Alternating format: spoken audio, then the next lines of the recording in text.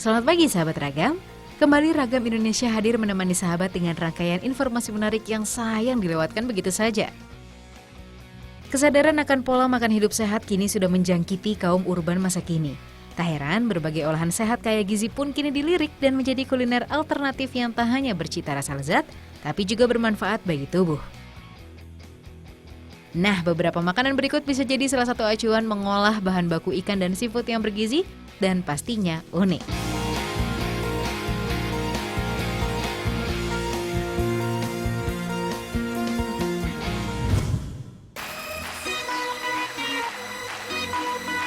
Ayo, ada yang tahu apa isi dari roti-roti lucu ini? Ya, benar. Isinya adalah ikan tuna lada hitam. Roti ini dibuat dalam bentuk karakter. Ada roti dengan karakter Minion, SpongeBob, Hello Kitty, lebah, kucing, bahkan Angry Bird. Yuk, kita intip pembuatannya.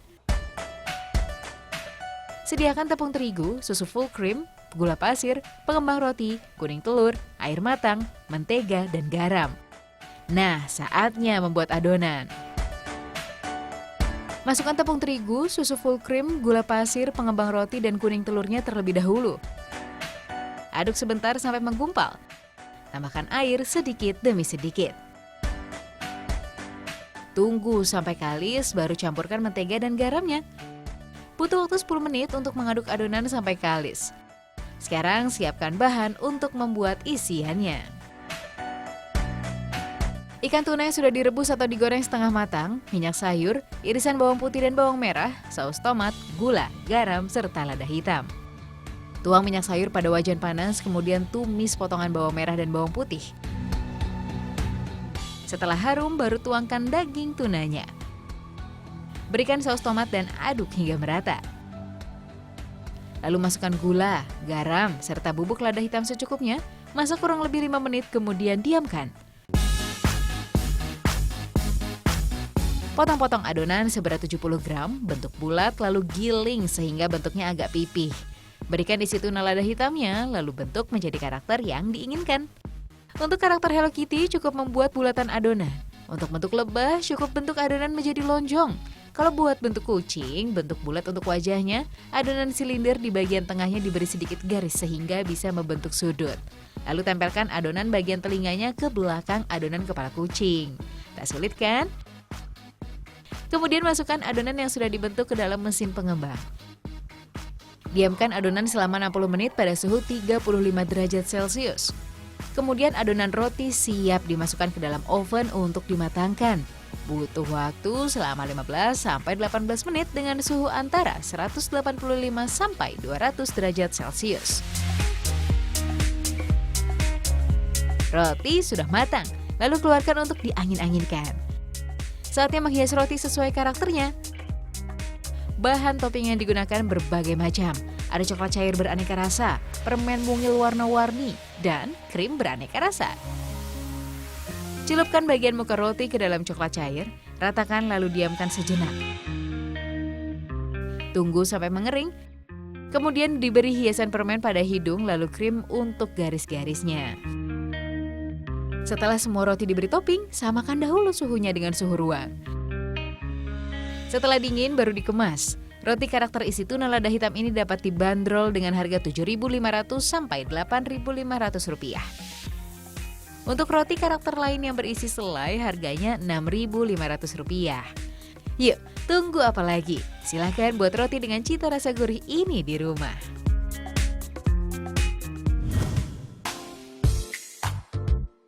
Sahabat Ragam, olahan ikan tuna berikut ini dapat membuat jantung lebih sehat, sebab makanan ini menggunakan coklat sebagai salah satu bahannya. Selain sehat, coklat dapat dinikmati dengan variasi rasa yang semakin lezat. Anda harus mencoba Choco Fish alias coklat ikan. Olahan Choco Fish ini unik dan yummy, yaitu coklat dengan campuran ikan tuna atau Choco Fish tuna. Untuk membuatnya, goreng bumbu halus yang terdiri dari bawang putih, bawang merah, dan air. Setelah bumbu harum dan matang, tambahkan gula merah, ketumbar, garam, dan kaldu. Ikan tuna akan dibuat seperti abon karena ikan harus dalam keadaan kering ketika dicampur dengan coklat, supaya coklat bisa lebih tahan lama. Selain itu, rasa ikan harus mengimbangi rasa coklat yang sudah manis. Makanya, ikan tuna dibumbui gurih manis supaya rasa antar dua bahan tersebut bisa selaras dan menyatu. Coklat dapat meningkatkan hormon serotonin dalam otak. Kadar hormon dalam otak ini dapat mengubah mood seseorang. Itulah mengapa coklat dapat menciptakan rasa nyaman pada orang yang mengonsumsinya. Sebenarnya jenis ikan yang diolah untuk Chocofish ini bisa bermacam-macam. Ikan tuna dipilih karena memiliki kandungan gizi yang tinggi, terutama protein. Setelah kering karena digoreng, masukkan abon tuna ke dalam spinner. Dengan alat ini, abon tuna diperas sampai benar-benar tidak ada sisa minyak atau cairan lain di dalam ikan.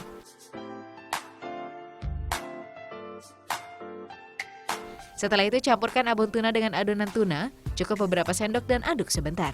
Chocofish ini memiliki 4 varian rasa, mulai dari dark coklat, milk coklat, white coklat, dan strawberry coklat. Namun yang paling banyak dipesan adalah dark dan milk coklat. Setelah dicampur dengan varian rasa, masukkan ke dalam cetakan yang telah siap dengan stick Chocofish. Umumnya, Chocofish dijual dengan cetakan bar. Namun ada varian bentuk lain loh, seperti varian bentuk hati. Pokoknya tergantung pesanan. Chocofish ini cocok dikonsumsi semua kalangan, mulai anak-anak sampai dewasa. Chocofish ini bisa dibeli online atau via reseller di Kota Bandung dan sekitarnya. Cocok kan untuk teman santai atau liburan? Soal rasa, tak kalah dengan coklat isi lainnya.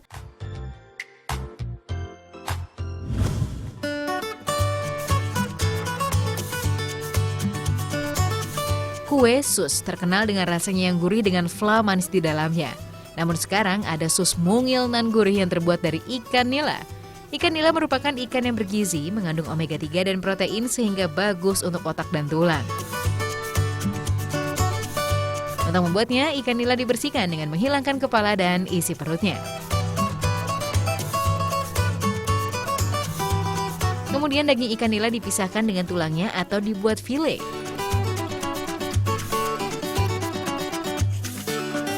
Siapkan bahan susnya.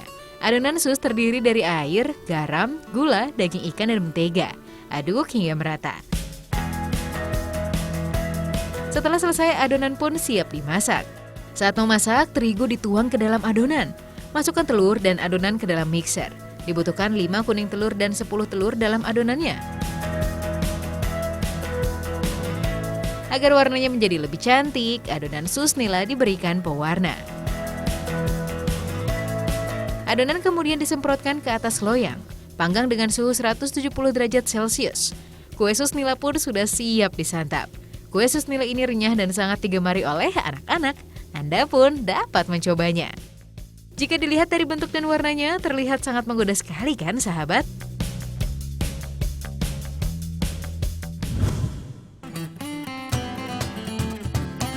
Sahabat ragam, olahan ikan yang berikutnya sejatinya adalah ikan air tawar. Tak hanya lezat diolah menjadi sup yang gurih dan pedas, tapi juga bisa diolah jadi camilan sehat loh. Ini dia sahabat ragam, si ikan berkumis, ikan patin. Ikan patin memiliki keistimewaan sebagai ikan air tawar yang memiliki kandungan omega 3 yang tinggi. Jadi, bagi sahabat yang memiliki alergi pada ikan laut, ikan patin bisa jadi pilihan kok. Yuk sahabat, saatnya mengolah ikan patin menjadi kroket yang lezat.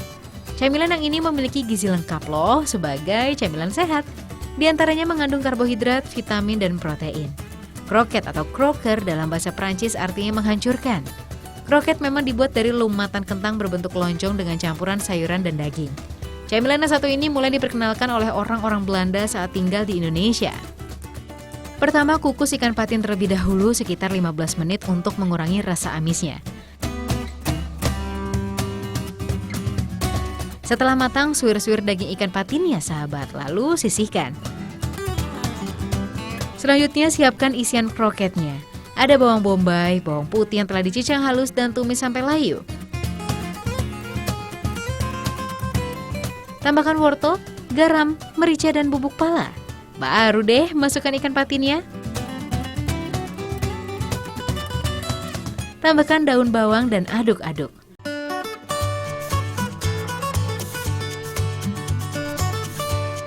Untuk bahan dasar kentangnya, siapkan beberapa buah kentang tes berukuran sedang. Kentang tes berdaging padat dan sedikit mengandung air. Kentang jenis ini cocok untuk bahan baku keripik, kentang goreng, dan kroket. Setelah dikupas kulitnya, langsung celupkan kentang ke dalam air karena daging kentang juga mudah mengalami oksidasi dan akan berubah warna menjadi kecoklatan jika terlalu lama terkena udara. Selanjutnya potong kentang tipis-tipis dan goreng agar kandungan airnya lebih sedikit dan mudah dibentuk.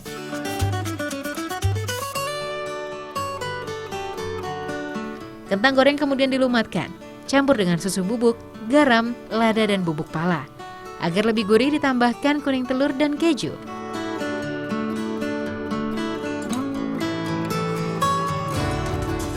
Bagi-bagi adonan kroketnya menjadi 50 gram, kemudian isi dengan rogut ikan patinnya, sahabat.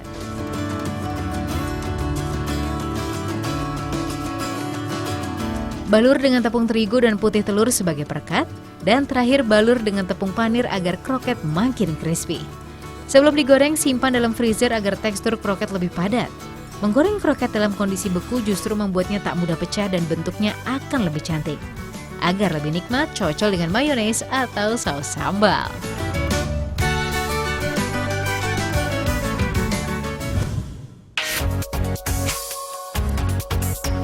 Sahabat, jika berkunjung ke suatu daerah menjelajahi kekayaan kuliner setempat, kini sudah jadi hal wajib dilakukan. Bagi sahabat yang memiliki rencana mengunjungi beberapa kota berikut, jangan lupa mencicipi juga cemilan nostalgia yang kini mulai susah ditemui, seperti makanan yang akan Ragam Indonesia bahas berikut ini.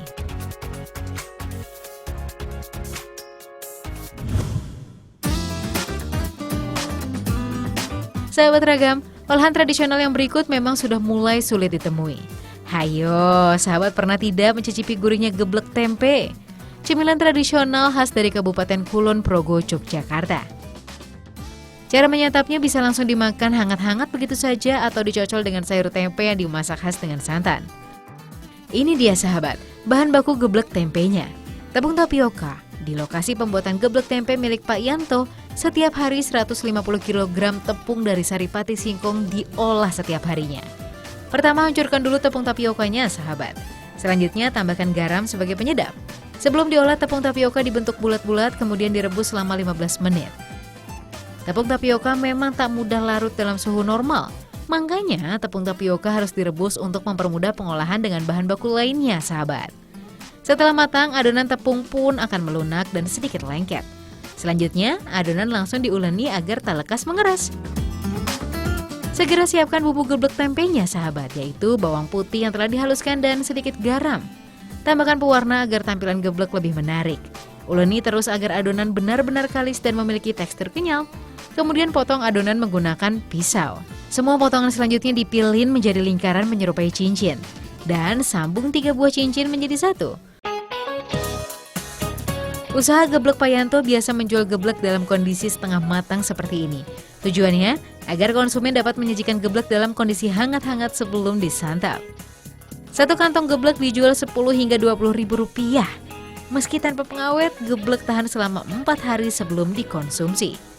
Untuk menyantap geblek goreng paling lezat dinikmati dengan tempe bengu yang dimasak santan dengan bumbu-bumbu rempah halus yang terdiri dari bawang putih, lada, kemiri, dan garam. Masak selama 4 jam hingga bumbu betul-betul meresap. Geblek goreng dicocol dengan sayur tempe bengu menjadi sajian nikmat tak terlupakan.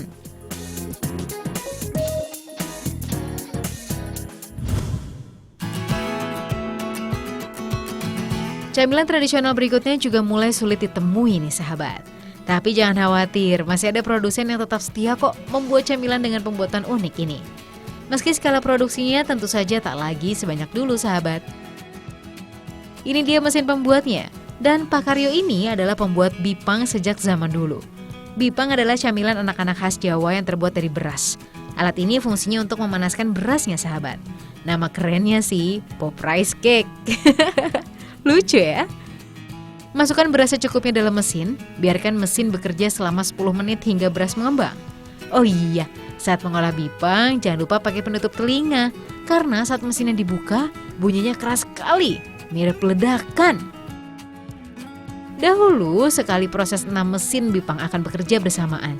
Tapi sekarang, seiring menurunnya permintaan, hanya 1 mesin yang beroperasi. Semoga saja camilan ini tak lepas punah ya sahabat. Nah, proses selanjutnya adalah pencampuran. Supaya Bipang mudah dibentuk, campur dengan gula karamel. Lalu aduk-aduk hingga merata menggunakan wajan besar seperti ini sahabat. Bila sudah tercampur rata, adonan akan dilemparkan ke meja khusus pencetak Bipang ini. Waduh, butuh keahlian khusus nih agar adonannya jatuh tepat di meja cetak. Tanpa menunggu waktu lagi, adonan Bipang diratakan sebelum dingin. Harus dilakukan dengan cepat ya sahabat, cukup menggunakan tangan kosong. Setelah cukup rata, gilas adonan Bipang menggunakan gilasan baja ini. Tunggu 5 menit ya, hingga Bipang mengeras lalu potong sesuai ukuran. Sekilas sih, mirip berondong jagung ya sahabat. Meski hanya camilan, Bipang cocok digunakan sebagai sumber energi loh sahabat. Karena bahan bakunya terbuat dari beras dengan kandungan 79 gram karbohidrat dalam setiap 100 gram beras, mengandung vitamin, mineral, serat, dan protein. Yuk, siapa yang ingin mencicipi? Meski produksinya sudah mulai berkurang, namun Bipang Gangsar ini masih tetap jadi favorit anak-anak masa kini.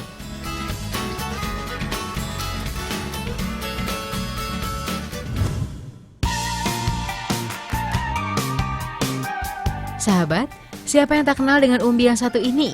Ya, ketela pohon. Selain sebagai pengganti makanan pokok, ketela pohon juga kerap dimanfaatkan sebagai olahan panganan tradisional yang legit, sahabat. Nah, kali ini Ragam akan mengajak sahabat ke kota Salatiga di Jawa Tengah dan mencicipi cemilan legendaris. Namanya gemblong cotot. Ini dia sahabat, sentra pembuatan singkong di desa Ngaglik. Dalam sehari 4 ton singkong diolah sebagai bahan olahan kue. Varietas singkong yang dipakai adalah singkong Gatot Kaca yang merupakan varietas singkong mentega. Singkong Gatot Kaca memiliki tekstur yang lembut dan aroma yang lebih harum saat diolah menjadi jajanan ataupun kue tradisional. Yuk, kupas dulu sahabat, singkong-singkongnya. Kemudian cuci bersih sekaligus sortir singkong berkualitas bagusnya ya. Untuk bahan baku pembuatan gemblong cotot, singkong dikukus selama 20 menit hingga teksturnya lembut. Buang serat tengah singkong lalu tumbuk hingga hancur.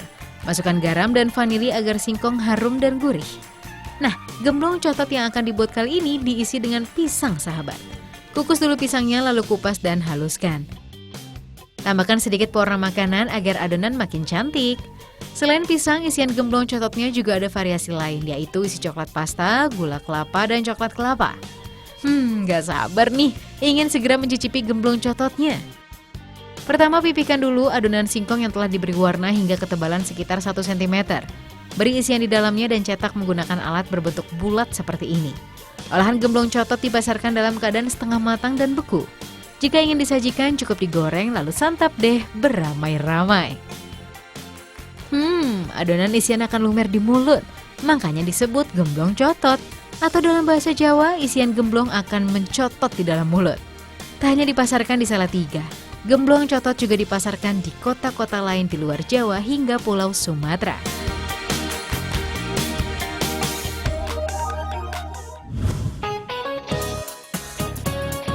Sahabat Ragam, pernah nggak kebingungan mau disimpan di mana makanan dan minuman agar tetap hangat pada saat di luar rumah? Jangan khawatir, sekarang ada tas penyimpanan thermal loh. Ini dia, thermal bag. Ini merupakan inovasi kerajinan yang unik dan modern. Tas untuk menyimpan kebutuhan anak saat jalan-jalan atau pergi keluar rumah. Bukan cuma sekedar menyimpan makanan dan minuman loh. Tas ini juga berfungsi sebagai penjaga suhu dingin atau panas saat makanan, minuman, atau ASI disimpan di dalamnya. Jadi ASI nggak mudah rusak. Thermal bag ini sudah diproduksi di daerah Jakarta mulai tahun 2011. Belasan model tas bahkan sudah dijual ke seluruh Indonesia dan luar negeri seperti Australia dan Malaysia. Kira-kira gimana ya cara membuat tasnya? Lalu bagaimana tas ini bisa menjaga suhu makanan dan ASI di dalamnya? Proses pertama, sudah pasti buat pola terlebih dahulu. Cukup tarik garis mengikuti bentuk pola yang sudah ada. Sahabat Ragam, material yang sedang dibuat pola ini namanya foil. Material ini nggak gampang tembus air. Nah, foil ini yang jadi bagian dalam tas nantinya. Setelah pembuatan pola selesai, saatnya memotong. Agar lebih mudah dan cepat, potong menggunakan mesin ini. Tinggal diarahkan mau kemana, langsung deh terpotong. Selanjutnya siapkan juga material kain yang digunakan untuk bagian luar tas. Seperti langkah awal, harus membuat pola di atasnya dulu. Selesai mempola, baru dipotong menggunakan mesin. Tidak butuh waktu lama, kain selesai terpotong. Proses berikutnya yaitu menjahit. Pada proses ini, setiap bagian tas akan dijahit sampai benar-benar tersambung dan utuh. Jahit mulai dari membuat tali, resleting, kantong luar, dan juga bagian luar sekeliling tas. Untuk membuat tas lebih kaku, lapisi juga dengan busa dan foil. Ternyata fungsi lain dari pelapisan ini juga untuk menjaga suhu dalam tas nantinya. Bentuk tas bisa semakin kokoh dan rapi dengan cara menambahkan stik panjang ini di bagian sisi. Penjahitan komponen lainnya dilakukan satu persatu. Agar setiap bagian tas rapi, jangan lupa gunting juga bagian sisi sisa penjahitannya. Nah, sekarang sambung dan jahit setiap bagian tas. Dan ini dia tasnya. Gimana? Keren kan? Sampai di sini belum dikatakan thermal bag loh, sahabat ragam. Masih ada beberapa bagian lagi. Berikutnya tambahkan 2 pak es gel kemasan. Nah, ini dia bahan yang membantu menjaga suhu makanan, minuman, atau ASI tetap dingin ataupun hangat. Baru deh, packing rapi di dalam plastik cantik. Dan thermal bag ini siap untuk dipasarkan. Modelnya beragam, ada yang ransel, tali panjang atau sling, juga model simple piknik. Pemakaian es gel dilakukan dengan 2 cara. Sebagai pendingin, pertama es gel harus dibekukan selama 24 jam. Berikutnya cukup 8 jam saja. Sebagai penghangat, cukup celupkan es gel kemasan ke dalam air panas selama 5 menit, lalu masukkan es gel ke dalam thermal bag, disusul ASI atau makanan yang akan disimpan. Oh iya, jangan pernah gunakan es gel lagi jika kemasannya sudah terbuka ya. Rawat thermal bag dengan cara dilap saja, jangan disikat, apalagi dikucek-kucek. Yuk, siapa yang mau ASI dan makanannya tetap dingin atau hangat? Selain banyak manfaat, juga modis bukan?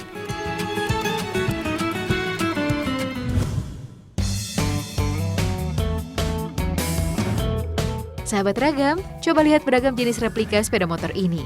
Menarik bukan? Buat Anda yang gemar akan koleksi replika skuter ini sepertinya harus punya yang satu ini. Sahabat ragam, kerajinan membuat replika sepeda motor ini ternyata dibuat dari bahan-bahan tidak terpakai, yaitu dari korek api gas. Keren kan? Jika kita sering membuat korek gas yang sudah tidak terpakai, oleh para pengrajin ini dapat disulap menjadi karya yang bernilai jual tinggi. Mau tahu gimana cara prosesnya hingga menjadi bentuk sepeda motor yang keren dan menarik? Langsung saja ya. Pertama, lepaskan tiap bagian dari korek gasnya. Namun harus berhati-hati saat melepasnya, karena meski sudah tak terpakai, pasti masih tersimpan kandungan gas di dalam korek.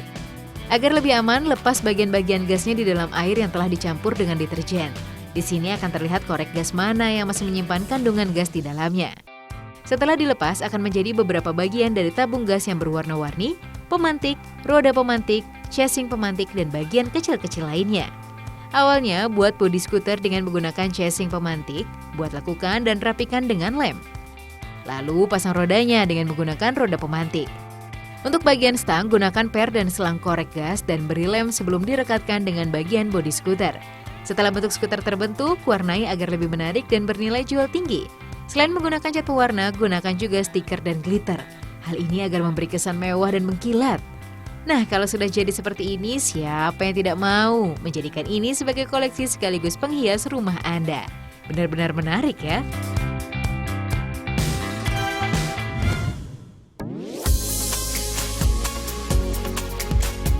Jangan kemana-mana sahabat, setelah yang satu ini masih ada informasi unik yang sayang untuk dilewatkan.